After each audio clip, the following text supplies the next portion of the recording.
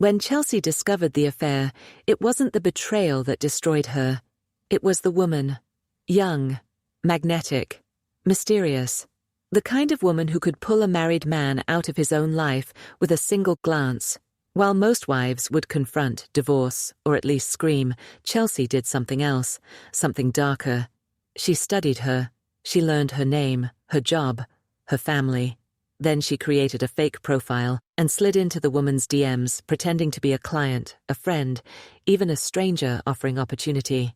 But what started as cyber sabotage turned into obsession, and obsession turned into identity theft. Chelsea wasn't just watching anymore. She was becoming her. But the mistress, Aria, was never who she appeared to be. She had secrets buried deeper than Chelsea imagined, and traps set for anyone who got too close. What began as revenge spiraled into a duel of deception, blackmail, and manipulation so twisted, neither woman would make it out unchanged. So if you think you've heard it all, you haven't. Hit follow on your favorite platform and leave us a comment, because the next story might just change the way you see everything. Don't miss a single twisted turn. Chapter 1. The Wife, the Mistress, and the Password. Chelsea Langford was the kind of woman people described as composed. Even when life cracked her wide open, she didn't scream. She observed, calculated, waited. It was how she ran her boutique marketing firm, and how she kept her 10-year marriage to Evan Langford looking pristine to the outside world, even as it slowly rotted inside. Evan had grown distant over the past year. More late nights, locked phone, excuses that didn't quite track. She knew the signs. But it wasn't until one random Tuesday night, when Evan accidentally left his iPad synced to their shared iCloud, that Chelsea saw the texts. Aria. Counting the hours till I can feel you again. Last night was insane. Evan. Couldn't stop thinking about you all day. Same place tomorrow? There were dozens of messages like that. Photos too. Intimate, filtered, curated like a softcore fantasy. The woman's name was Aria Quinn. Chelsea clicked on her profile and saw the kind of woman she'd always quietly feared. Unapologetically beautiful, mid-20s, free-spirited with curated elegance. Everything about Aria seemed effortless, right down to the way she angled her smile in selfies. Chelsea's hands shook, but she didn't cry. She took screenshots. She saved everything. She needed more than proof. She needed control. That night, as Evan slept soundly beside her, Chelsea opened a new Instagram account using a fake name, Samantha Cross. A clean slate. She started following Aria's public profile, which was packed with photos from rooftop brunches, hotel lobbies, and influencer collaborations with minor beauty brands. Aria had a following, nothing massive, but enough to feel like a small celebrity in her circle. Chelsea studied the captions, the hashtags, the geotags. She mapped out Aria's world like a digital cartographer. She began commenting under posts, DMing from her burner account. It wasn't long before Aria replied, flattered of course. Thank you, love. That means so much. You're gorgeous too. Do I know you from somewhere? Let's grab a coffee if you're ever in the city. That's when the line blurred. Chelsea no longer wanted to just sabotage Aria. She wanted to inhabit her. A week later, Chelsea paid a hacker $300 in Bitcoin to break into Aria's private email. The password was a variation of a dead pet's name, easy enough once Chelsea connected the dots from a tagged post on Aria's birthday. Inside that inbox were receipts, bookings, even a confidential client list from Aria's wellness consulting business. A business that wasn't quite as innocent as it looked. Emotional healing, tantric alignment, executive intimacy coaching. Chelsea read the euphemisms and snorted. Aria was an escort, veiled in velvet language. She felt righteous at first, vindicated. He was paying for this. But then another emotion crept in. Fascination. Because Aria was clever, she marketed her sexuality with precision. Every brand partnership, every curated post, designed to signal something different to each audience. Desire, healing, mystery. Chelsea realized Aria was doing something she herself never could, using femininity as power, and power was addictive. Chelsea didn't stop at reading Aria's messages. She started replying to them. A client messaged Aria for a reschedule. Chelsea responded, professionally, politely. Arya never noticed. Another messaged her for a more discreet location. Chelsea offered one, a public bar instead of a hotel, knowing full well she'd be there to watch. In a wide-brimmed hat and tinted sunglasses, she sat 3 tables down, sipping a gin and tonic, while Arya showed up, radiant and oblivious. It became ritual. Chelsea wasn't just stalking Arya, she was infiltrating her life in real time. But Arya was slipping too. One night, Arya posted a cryptic story. "Not everyone who says they love you means it. Watch your mirrors." The caption was vague, but the photo was sharp. A mirror selfie, with eyes locked straight into the lens. It felt like a message. Chelsea deleted the burner account the next day. Then she made a new one. The first real crack came when Arya showed up at the Langford's wine bar. It was a new place Evan had invested in, a passion project for hosting high-profile clients. He'd told Chelsea he had a late dinner with investors. She decided to drop by, unannounced.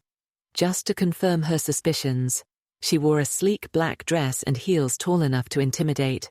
Her reflection in the tinted glass doors looked dangerous. And there Arya was, seated at the corner booth, laughing with Evan, sipping Malbec like it was her throne. She didn't recognize Chelsea. Why would she? Chelsea had only ever appeared as anonymous names in Arya's inbox, but when their eyes met across the room, something flickered in Arya's expression. Curiosity, then calculation. It lasted seconds, but it was enough. Chelsea smiled, walked straight up, kissed Evan on the cheek and said, "Darling, I thought we were meeting here." She didn't give Arya a second glance, but Arya gave her one. And it wasn't fear. It was recognition. That night, Chelsea found a note slipped under her windshield. No envelope, no signature. Just 6 words in red ink. "You're not the only one watching." She didn't sleep. She rechecked her digital footprint. Had she slipped? Had Arya caught the email trace, the account logins?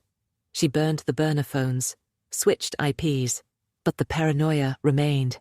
What had started as revenge had evolved into something more dangerous. This wasn't just a wife scorned. This was war. And Arya? She wasn't just the mistress. She was a mirror. Chelsea looked into it, and no longer knew who was staring back. Chapter 2.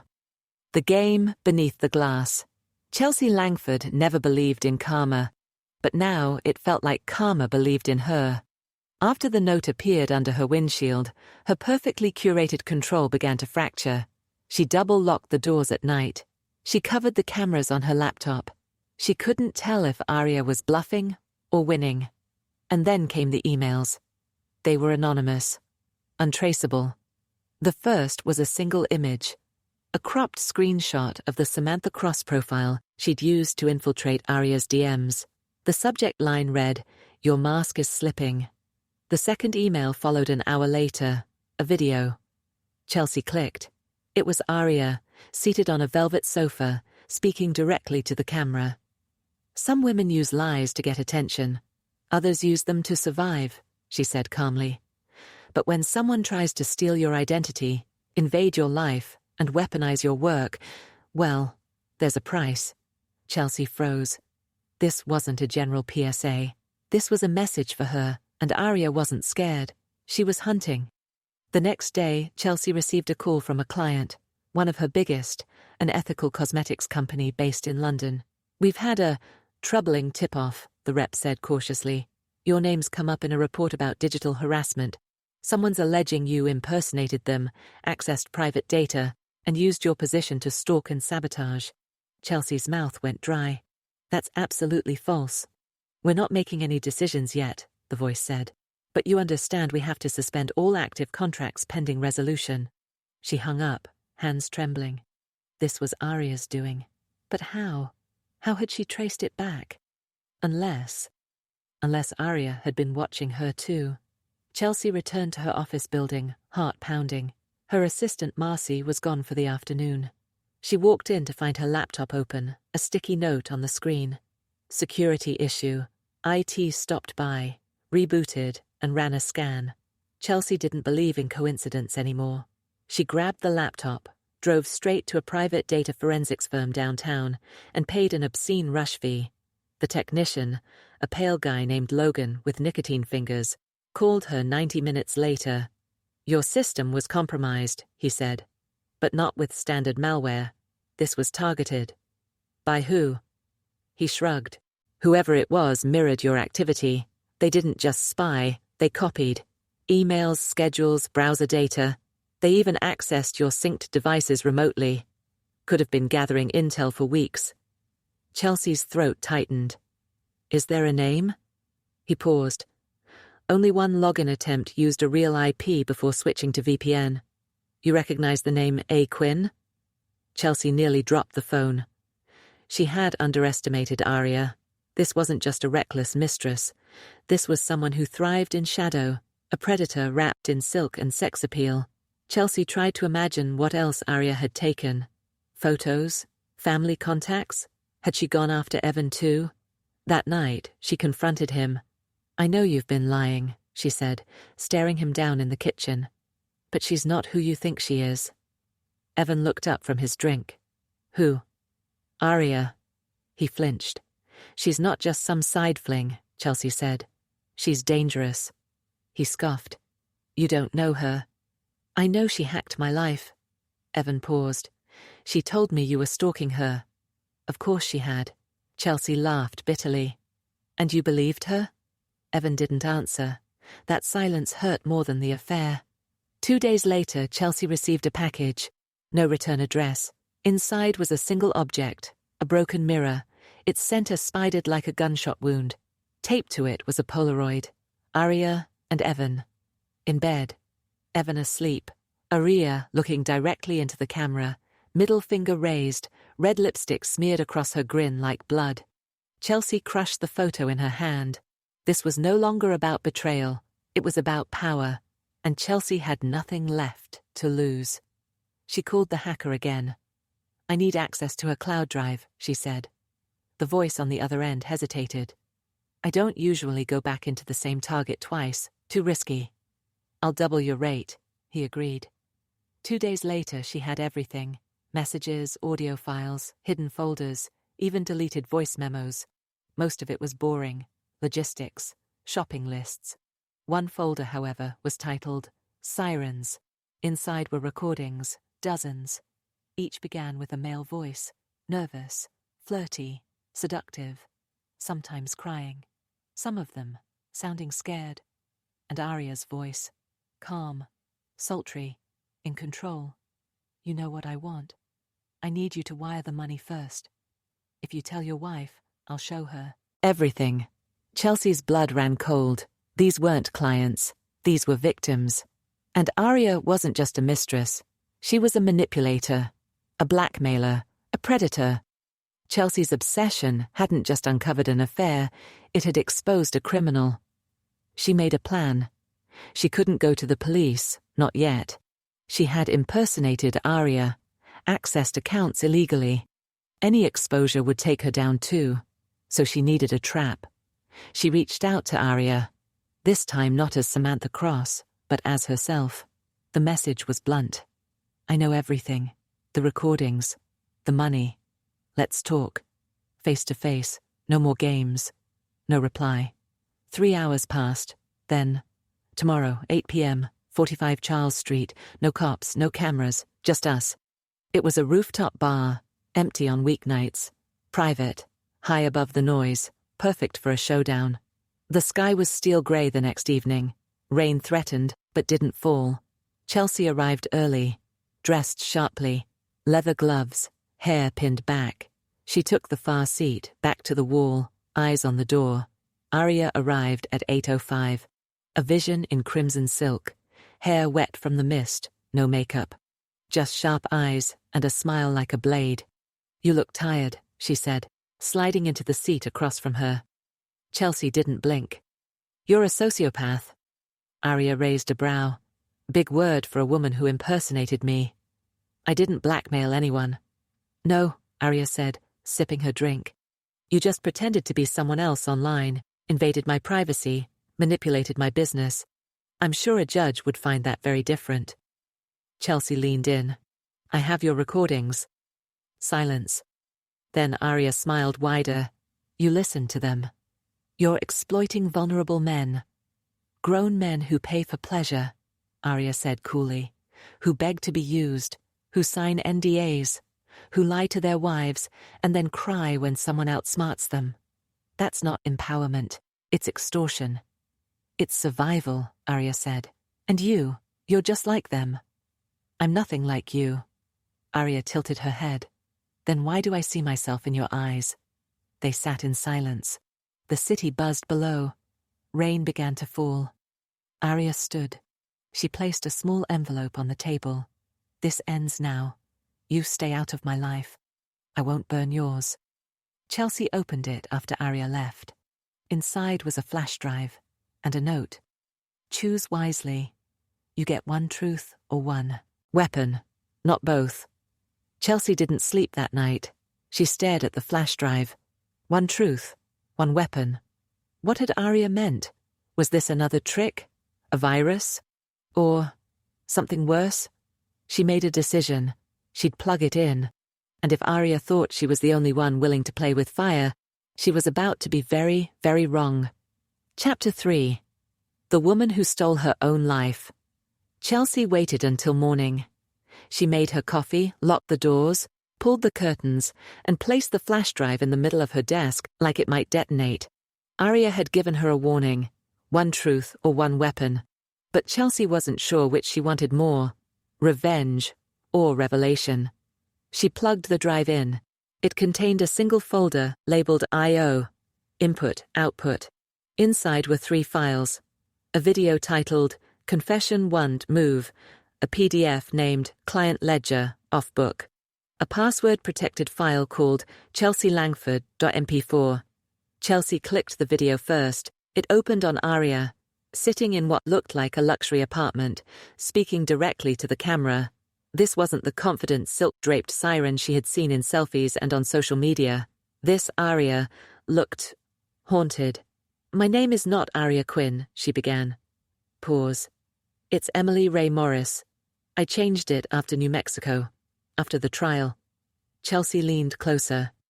I was 17 when it started. Emily continued. The man who recruited me said it was just companionship work. Wealthy clients, soft power. What they really wanted was someone who listened. Her voice cracked. But that's not what it became. They recorded everything, sold it, trapped us. I ran, changed my name, built something new, something I controlled. She wiped her face. I know what I became. I manipulated men. I threatened to expose them. I built a persona to survive. But I wasn't the only one. The network's still out there. If anything happens to me, this ledger gets released. The camera shifted briefly, revealing a wall of post-its, red yarn, printed documents, like something out of a true crime docuseries. Dozens of names, some crossed out. Chelsea paused the video, heart pounding. This wasn't just scandal, it was organized, a blackmail syndicate, possibly even trafficking. Arya, or Emily, was a survivor-turned-predator, turned whistleblower, and now, Chelsea, was tangled in her wake. She opened the second file, the off-book client ledger. Names, transaction IDs, city locations. Evan's name was there, not once but 4 times. Chelsea's blood turned to ice. Dates, dollar amounts, one entry labeled, extra discretion, wife's proximity risk. Her husband hadn't just had an affair, he'd paid for silence. Chelsea stared at the screen. This wasn't just about Arya, it was about the lie she'd been living. Her marriage, her identity, the version of herself she'd carefully curated for years, and it had all been bought and sold behind her back. She closed the file. Only one remained, the one with her name. Password protected. Chelsea hesitated. Her fingers hovered over the keyboard. She tried her birthday. Denied. Her anniversary. Denied. Finally, she typed mirror. Access granted. The video loaded. It was hidden camera footage, grainy, time-stamped from 2 weeks ago. Chelsea appeared on screen, in her office, talking on the phone. I'm telling you, her voice said. "If she pushes me, I'll leak her client list. She's not clean. I have enough to ruin her." She didn't remember saying that. Then it cut to her again, this time muttering into her own phone, pacing. "She thinks she's dangerous. She has no idea what I'm capable of. I'll destroy her." Chelsea sat back, stunned. The video was chopped, out of context, sliced to make her look like a calculating stalker, which, in part, she had been. This was Aria's insurance, her checkmate. Chelsea realized the truth of the note. One truth or one weapon, because using one invalidated the other. If Chelsea exposed Aria's past and the client list, Aria would release this video, and Chelsea would go down as a cyberstalker and identity thief. If she stayed silent, Aria walked free, and Evan would never face consequences. There was no clean ending, just choices with blood on either side. That night, Chelsea made hers. She didn't go to the police. She went to the media. An anonymous leak, the ledger, the confession video, with Aria's face blurred and voice distorted. A curated story about a wellness consultant running a soft blackmail scheme, paired with a list of anonymous victims and suggestions of deeper connections. It blew up. Online forums speculated wildly. Podcasts latched on. Reddit spiraled into conspiracy threads about sex rings and rich men's secrets. Chelsea watched it all from behind a burner account. She said nothing. She did not out Aria. She simply turned up the heat. 2 weeks later, Evan walked out. No confrontation, no apology. Just a cold, formal email from a corporate lawyer announcing his intent to separate. Chelsea didn't fight it. She welcomed the silence. 3 weeks later, a luxury wellness brand cut ties with Aria Quinn. Her social media presence vanished. Her website redirected to a 404 page. Rumors said she'd fled the country. Others claimed she was being protected by someone powerful. Perhaps someone on that client list. Chelsea didn't care anymore. She had done what she came to do. Not revenge, not justice, but exposure. And yet, the mirror remained. In her bedroom. A full-length antique one. Glass cracked subtly down the middle, a relic of a better time. Chelsea stood before it one night, robe cinched at the waist, drink in hand. She looked at herself. Not the wife, not the victim, not even the woman who impersonated a mistress to destroy her. Something new, something unnameable. She raised her glass to the reflection. "To the woman I became," she whispered. The mirror didn't blink, didn't crack, didn't smile. But for the first time, Chelsea didn't feel like a ghost inside her own life. She didn't need to be Aria. She had become her own storm. And somewhere out there, Aria, Emily, was probably watching, smiling, because some wars don't end in defeat. They end in understanding. And sometimes the most dangerous thing you can do to your enemy is become them.